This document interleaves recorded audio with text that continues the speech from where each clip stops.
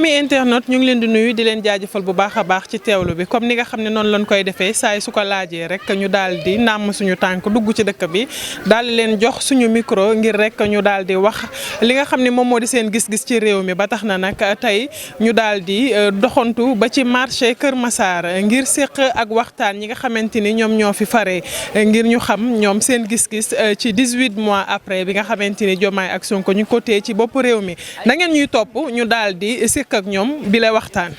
asalaamaaleykum. waaleykum salaam wa rahmatulah. sëñ bi tur bi nan la. El Hadj Diallo. El Hadj Diallo ban gis-gis nga am ci réew mi ni muy doxee. gis-gis bi ma ci am mooy doxalin bi actuellement métteegum na daal ñu ngi xaar changement nag mais changement amagul parce que ñoom loolu la ñu woote woon 2024 ñu changé réew mi mais ba léegi nii daal gisaguñu dara loo xamante ni tey jii nii mën nañoo wax ne am na changement. bu dee ne li fi nekkoon nag ñoom lool ci loolu la ñu nar a delloo bu yewoo ñu teel ñoo yewi ñun ñu am leneen lu ñu jàpp quoi parce que actuellement réew mi moom ñëpp ñoo ngi jooy amul kenn koo xamante ni ki leen voté loon ak ki leen voté lu toon ñëpp ci bokk yem surtout ñun cag-cag yi man puisque cag-cag laa moom ci wàllu cag-cag lay wax actuellement surtout mooy takki der yi des fois ñu jàpp ñu sonal ñu te ñun ñii tey am na si ñoo xamante ni ay responsable liñ ay père de famille liñ amuñu yaakaar leen ci lu mooy jagarta yi nga xamante ni tey ñoo ngi dawal dëgg la nag am na si ay jagarta man yoo xamante ni dañ ko jël def ko fowukaay mais am na si ñoo xamante ni ay responsable lañ te si liñ nar a suturlu woo tey nag des fois nga xëy ñu jàpp la man vendredi passé dañ maa jàpp de 8 heures jusqu'à 21 heures te tey lii laa yaakaar a suturloo étudiant laa woon maa ngi bàyyi je pense jàng maa ngi bàyyi en 2021 mooy manifestation yi nga xamante ni moom la Ousmane Sonko defoon ba ñu tëj université bi bi ñu ko tëjee man si laa jël samay bagage fas yéene bàyyi jàng li tax ma ñëw si jagarta bi nag mooy nga xamante ni tey famille bi yaakaar nañ ma te xam naa na ma sama famille yaakaaree am na ñeneen ñoo xamante ni tey ñu ngi di ay jagarta man seen famille noonu la leen yaakaaree te faju amuñu feneen fu ñu fajee seeni soxla wala yaakaar boobu noonu lu mooy si jagarta bii nii kon nag nañ ñu dimbale ñu xam ne ñun mii tey fii nii la ñuy sukkandiku pour mën a faj suñuy soxla bëgg nañ tamit maanaam bu amee yeneen entreprise wala ñi nga xamante ni jàng nañ ba yor seeni diplôme tamit ñu xool ban moyen lañ mën a utiliser yan entreprise lañ mën a ubbi ba dugal leen ci c'est que man tey maa ngi dawal jagarta mais du nekkul lu mu gënal bu ma sañoon tey samay diplôme ñu jëriñ ma quoi c'est que maa ngi sama licence kon tey su ma sañoon ñu joxe yeneen ñu génnee ñu ci yeneen situation nga xamante ni daal dañ si mën a gis suñu bopp léegi nii nag foofu la ñuy xaar ndax suñu idée yëpp mënuñu koo développer fii nii mais en tout cas daal réew mi fi mu toll nii métti na mooy sécurité bi tamit mooy takk der yi bu ñu mënee dimbale wala yéen ñi nga xamante ni yéenay journalistes yi ngeen yeggal ñu ci état ñu mën ñoo dimbale maanaam ñun ak chauffeur yi ranking yi ñuy am ci kaw tali bi c'est que dawal bi tamit xaw na yéeme lool da ngay toppanteeg tata yi nga toppanteeg taxi yi mais li ñuy dawalee daal dafa xaw a doy waar ñu ngi ñuy gaañ ñu ngi ñuy rey ñu ngi ñuy def ñoom seen yeneen yooyu noonu te que ñun dañoo néew doole ñun ñooy woy néew gi doole yi ci kaw tali bi sax xam nga jagarta amul benn protection tey lu la nit laal lu mu tuuti rek gaañ na la te da ngay toppanteeg benn chauffeur tata boo toppee tali bi le plus souvent tali gauche bi côté gauche bi moom moo set beneen côté bi dafa am suuf lu waral lool ñëpp dañuy taf gauche duñ nangoo ñëw droite chauffeur tata wala chauffeur taxi da lay gis ci rétroviseur am nga klaxonné ko mu bañ a dellu te normalement moom bu la gisee rek war na dellu place am mais du dellu place am nga klaxonné ko mu bañ client arrêté ko mu dellu ñëw traversé la facilement boobaa yow dala fekkee concentré woon nekkoo di dawal en consentement dalay éliminer te loolu noonu tamit bëgg nañ maanaam état dimbali ñu si parce que ñun lii mooy moom la ñuy suturloo wàllu diplôme yi ñu am tamit ba pare ci taxawaalu wàllu chômage bëgg nañ tamit maanaam état dimbali ñu si man ma wax dëgg yàlla sama carte Ousmane Sonko laa ko sànnil te bëgg naa nag maanaam mu def changement wax dëgg yàlla. sànnil nga Ousmane Sonko mais gisoo sa bopp ci employabilité des jeunes. non gisaguma sama bopp ba léegi. waaw gisaguma sama bopp wax dëgg yàlla su ma waxee ak sama digganteeg yàlla rek gisaguma sama bopp te maa ngi yor samay diplôme te xam naa bëri naa ci ay morom. d'accord mais moom yaa ngi nii sa yaakaar nee nga amagoo yaakaar ci moom mais mi ngi woote rassemblement le 8 novembre bi ñu jëm ndax jamono ji yow jàpp nga ni jamono woote ndaje la. non jamono woote mën na nekk tamit c'est que booy woote ndaje defe naa si bu dee ne dañoo wax ne woote ndaje mën naa am dañoo bëgg génne seen i idée maanaam ñu jéem a trouver solution sa nga xam ne nee nañ mbooloo mooy doole maanaam bu waxtaan amul rek il faut réeroo am donc nag dama yaakaar ne rassemblement boobu noonu c'est pour ñu mën a trouver solution. ci meeting mën nañ fa trouver solution boo xamante ni. meeting nag moom damaa yaakaar ne foofu noonu moom dafa am kuy ñëw avec ses idées boo xamante ni moom ay idées lay développer mais du nekk koo xamante ni dangay ñëw ku nekk wax sa point de vue si ni ma yaakaaree meeting man kee mooy ñëw wax ay idées wax bëgg-bëggam mais nag en tout cas daal ñun moom bëgg nañ tout lu mën kaa am daal ñun bëgg nañu solution quoi waaw. d'accord ñu ngi lay jaajëfal. maa ngi leen di jaajëfal yàlla nañu yàlla defal jàmm merci. waaw maa ngi fi. noo tudd. man Ndeye Lika laa tudd. Ndeye Lika nga ni da ngaa bëgg a wax lan nga bëgg a wax. man de réew pour wax leen que ne réew bi ñu nekk nii dañoo sonn trop parce que dëkk baa ngi nii amul xaalis amul dara léegi nag dañoo bëggoon Ousmane ñun waa Ousmane Sonko lañu te Ousmane Sonko lañu àndal parce que man séeréer kii nu mu tuddati Diomaye parce que Diomaye séeréer la comme ñun kon buy def dara tey dañoo war a ànd ak moom tamit mu góorgóorlu bu baax jàppale ñu ci réew mi bu baax parce que réew bu ñu nekk nii moom sonn nañ ci trop mu jàppale ñu tamit pour ñu avancer tuuti parce que man mi mbinaan laa damay liggéeyu jànq waaye tamit bëgg naa mu jàppale bu baax comme ça mu utal ñu beneen solution boo xamante ne du solution bi parce que liggéeyu jànq ku ne xam na ne du solution te tamit du avancer ndax doo ko continuer bu faw waaw bëgg naa tamit mu jàppale ma dem Espagne waaw. lu tax nga bëgg a dem Espagne. parce que man damaa bëgg a jàppale samay waajur ñëpp bëgg a jàppale tamit doomu aadama yi nga xamante ne amuñu waaw loolu moo ma taxoon a bëgg a dem Espagne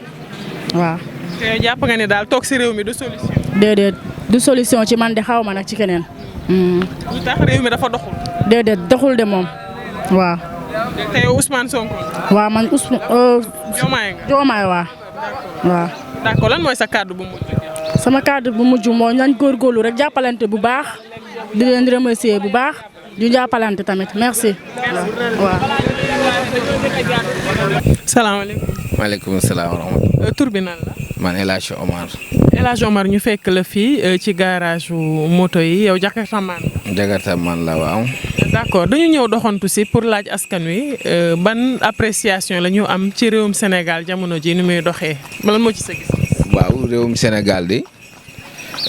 góor yi nga xamante ni ñoom lañ samp ci réew mi muy Seydina Ousmane mu sell mi ak Bassirou Diomaye Diakhar Faye ñu ngi góorgóorlu seen kéemtulaay kàttan ñu ngi def li nga xamante ni loolu lañ man commencé nañ ko parce que Sénégal nag dafa doon Sénégal boo xamante ni plan bu njëkk bi moo tax Sénégal mënta tegee ci yoon ba tey te su fekkante ne ñooñu dañoo sukkandiku ci plan boobu noonu Sénégal du mos a tegee ci yoon ba tey léegi nag li samay xalaat man ñu xool yoon woo xamante ni war nañ fa mën a jaar bu mooy yoon bi nga xamante ni fi lañ nekk ndax yoon bi nga xamante ni fi lañ fekk Sénégal su fekkante ne dañ fee jaar Sénégal day gën a dellu gannaaw rek mais du mos a jëm kanam. ban yoon. yoon bi ñu jël mooy yoon bi nga xamante ni suñu président yu njëkk ya tegoon nañ fi seen tànk yoon boobu moom bëri nay yoon mais yoon yi nga xamante ni ñoom jël nañ ko ci. su fekkante ne foofu la ñuy teg seen tànk du dem mais su fekkante ne changé neen actualité bi Sénégal mën na jëm kanam te yaakaar naa dinañ ko changé ndax liiraam ci jëmoon ci ñag bi ñu ngi koy retourné waat dugal ko ci biir dëkk bi te yaakaar naa ne am naa gis-gis daal ci loolu ne mooy gën ci ñun. d'accord 18 mois ñu def ko ci bopp réew mi tey ñu ngi wax ni ay taxe 1% ci grande surface yi maanaam loo jënd 1% dañ ko ciy teg mu mel ni dundu gi instant bi mu ngi commencé di yokk. dox dund gi mu ngi yokk waaw ok waaw loolu de moom su fekkante ne tegee na ci yoon baax na doonut luñ mën a bañ ndax lépp ci ñun lay del ci waat su fekkante ne nag tegul ci yoon ba tey daf ñuy lor mais yaakaar naa rek war na mën a tegee ci yoon ndax ñoom gis naa leen ñu ne jubal jubbanti lañ woote te man ànd na ak ñoom ci loolu métti na nag jamono juñ toll nii mais suñ ci paree yaakaar naa dina baax. ginnaaw riirum taxi yi tey ñu ngi wax rassemblement ndax jàpp nga ni tey jii nii moment bi ñu toll moment woote rassemblement la ndaxte woote nañu ko xeex nañu ba ñu jox leen plein pouvoir ci assemblée nationale jox leen bopp réew mi. waaw ba tey loolu war naa mën a nekk ndax ñoom yaakaar naa ci seen jëm bopp su fekkante ne Sénégal moo leen ñoroon. kon plan buñ teg ci Sénégal ak yaakaar naa suñ leen ko d'accord luy gën ci ñun lay doon loolu laa gis ci loolu. ci rassemblement bi nga xamante ni Ousmane Sonko woote na ko le 8 novembre jàpp nga ni moment bii nii wooteem ndaje la wala. waaw jàpp naa ne wooteem ndaje la waaw ndax gars yi du ñu xalaat lu gënu ci askan wi xaw ma askan wi dëgër bopp nag ñàkk leen ci woyu mais am na yaakaar ne buñ leen ci woyu lu ñu bëgg dinañ ko def waaw. merci beaucoup. waaleykum salaam. papa tur bi nan la. Malang Sané. Papa Malang ban appréciation nga am ci doxinu réew mi ginnaaw 18 mois bi nga xamante ni Diomaye Sonko toog nañ ko ci réew mi. laa ilaaha illallaah gis nga 18 mois bi fu ñu nekk nii Sénégal naaw na Sénégal dafa wanse bu am ne daal sawaay non bu ñu ko amoon temps Senghor fu ñu nekk nii Sénégal mu ngi ci leneen feneen régime bi. vraiment régime bu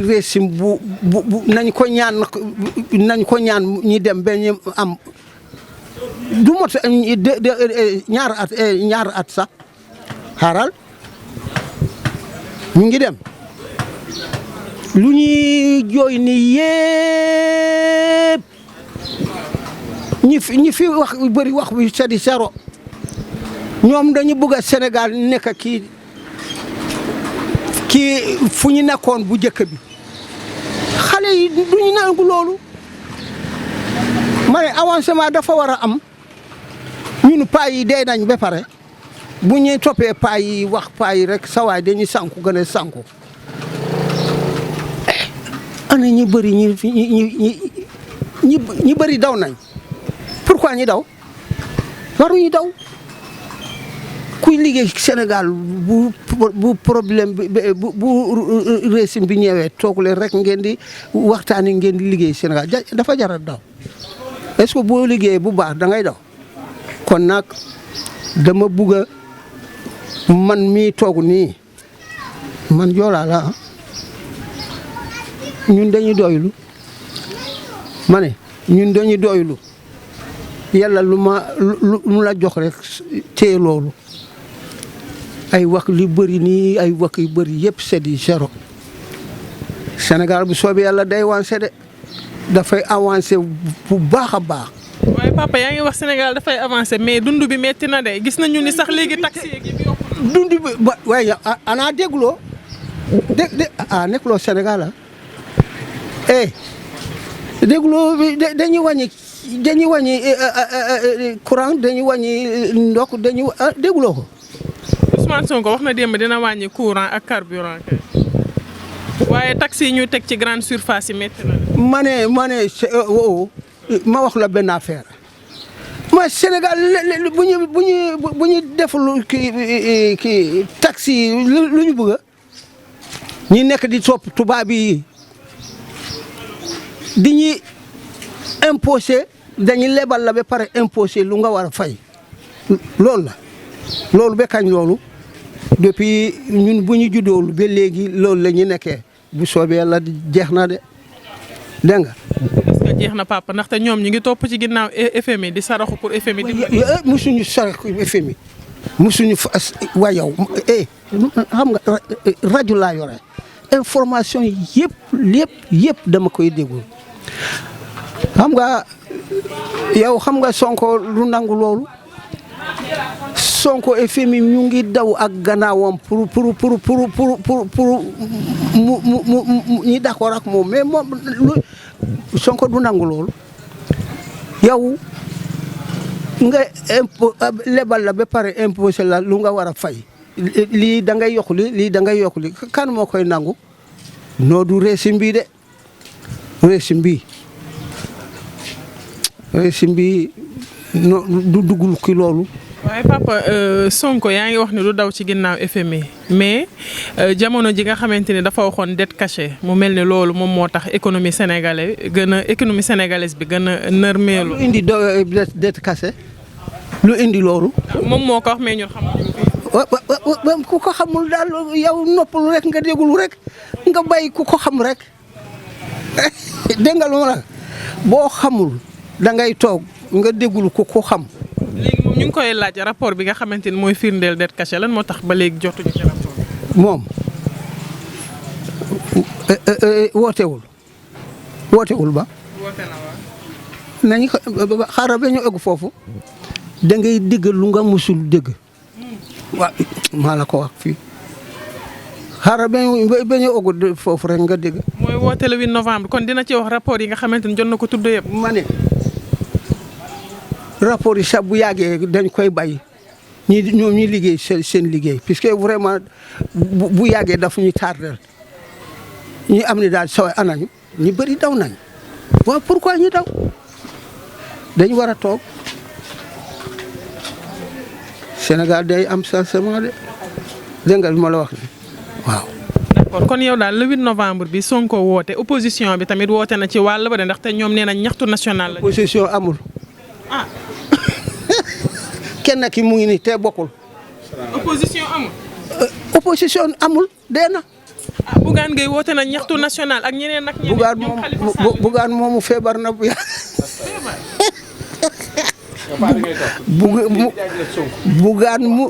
Bougane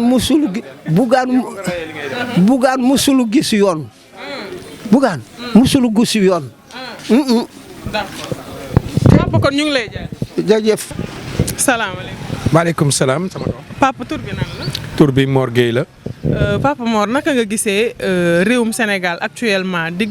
ginnaaw 18 mois yi nga xamante ni Diomaye ak Sonko téye nañu ko. waaw gis ñu dara du loo xamee ni rek ñun li ñu juddoo yaroo ko muy depuis Mamadou Dia Senghor ñu jaar ci Abdou Diouf jaar ci Abdoulaye Wade ñëw ci moom mi nga xamee ni mooy monsieur le président de la République monsieur Macky Sall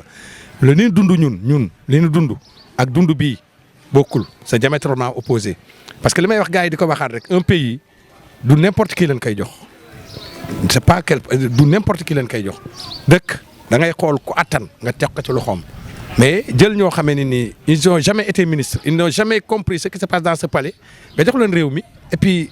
ci loo xamee ne ni xale yi yar ak teggin dafay jógee parce que ñoom seen pal yar ak teggin dafa jógee parce que dañoo forcer xale yi ci loo xamee on ne sait jamais xale yi cotiser leen ñu dugg palais ñu cotiser leen ñu moom assemblée nationale ah léegi nag on vit ce qu'on vit courant bi cher na. ceeb bi cher na diwlin bi cher na dund gi métti na xale yi ngeen xam ne ñoo leen paloon toujours li may wax toujours il faut toujours avoir espoir à la jeunesse mais jeunesse sénégalaise li ñuy dund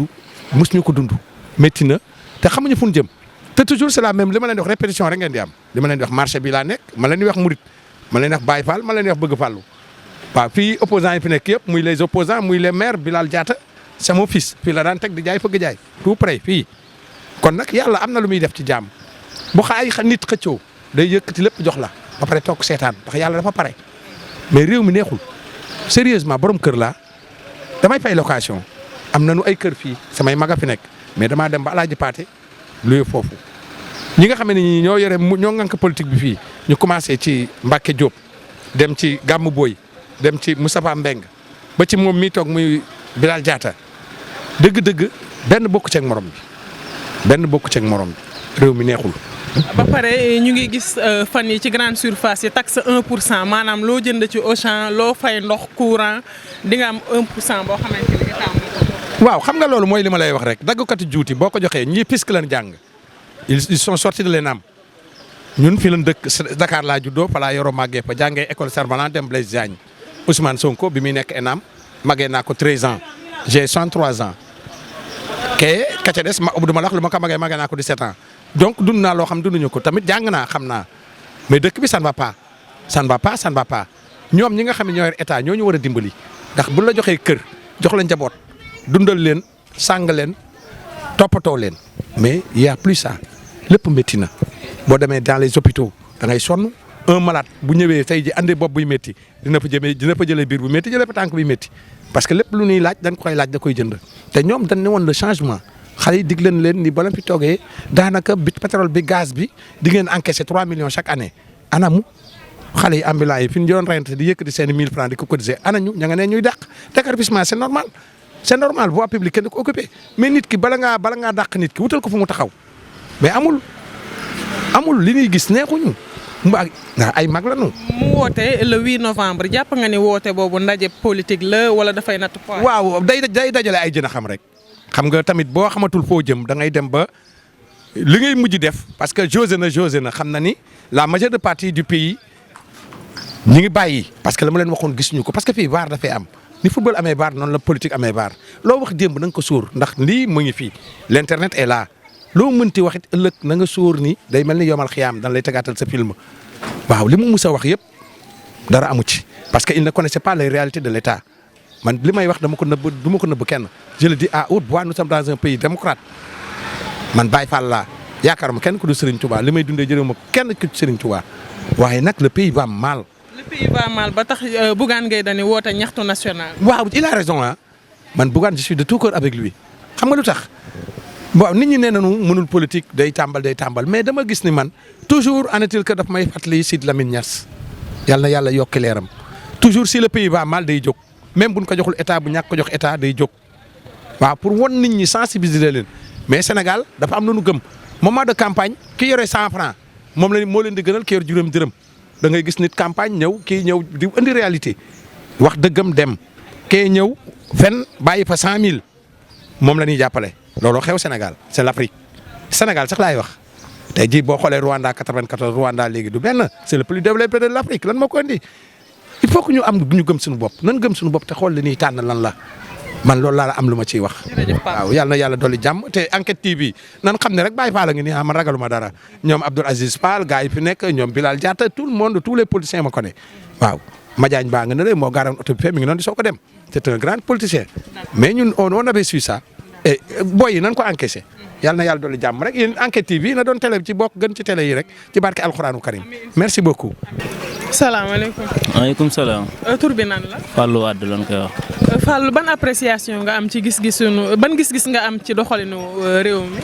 waaw réew mi de pour le moment moom dëgër na mais affaire bi dina baax parce que bu ñu demee ba ci kanam ndax pouvoir bi doy door a yéeg. bu ko defee fallait que ñu dem ba ci kanam réew mi yëpp stable gars yi liggéey pour le moment moom xam na dëgër mais dañuy sant yàlla parce que gars yi ñoo leen faloon dañuy xaar nag gars yi def seen liggéey ñoom ñëpp mais ñi ngi ci liggéey bi ñi ngi ci voie bu baax bi mais bu demee ba ci kanam nag lay gën a neex mais pour le moment instant moom dafa dëgër ndax gars yi fi jàll mooy loolu daal yaa ma gën a xam. d'accord yaa ngi wax ni buñ demee ba ci kanam dina neex loolu moom mooy yaakaar bi nga am mais ñu gis ni seen leader moom Ousmane Sonko woote na le 8 novembre ndax jàpp nga ni waxtu woote la ndaxte yàgg nay woote nit ñi di ko wuyu si. d'accord mais loolu du ci dara parce que fallait que mu nekk koo xamante ni day nekk koo xam ne fi mu nekkoon ba léegi mi ngi foofu quoi loolu la bëgg a wane quoi. bu ko defee gars yi bàyyi ko xel ak xeer yi ko gars yi di sànni pour Diomaye moom gars yi duñ ko wax dara toujours Sonko te loolu da koy empêcher loo xam ne si nii li mu war a liggéey dëgg du ko liggéey parce que gars yi dañ koy tudd souvent yu bari te yoo xam ne loolu yoonam nekku ci ku tisseeri sax na Sonko moom la parce que yooyu yëpp dañ ko war a invité tamit opposition bi ñu invité loolu ñuy wax directement Diomaye parce que Diomaye lañ faluñu Sonko dañ ko nommé rek par décret yu si bari Diomaye mooy rëdd def gars yi apprécié mais du Sonko daal.